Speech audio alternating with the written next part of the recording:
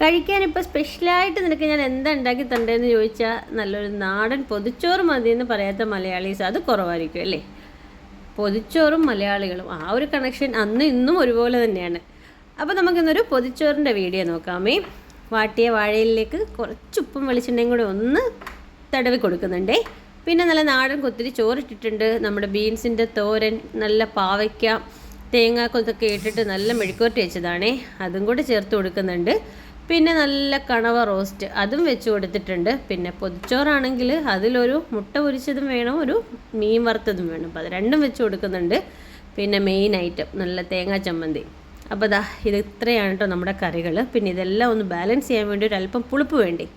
അപ്പോൾ ദാ നാരങ്ങ അച്ചാറും കൂടെ വെച്ച് കൊടുത്തിട്ട് ഈ പൊതി നന്നായിട്ട് ഒന്ന് ഒതുക്കിയെടുത്ത് ഇതുപോലെ പൊതിഞ്ഞ് കെട്ടിയിട്ട് ഒരു 2 മണിക്കൂർ ഇത് മിനിമം വെക്കണം കേട്ടോ.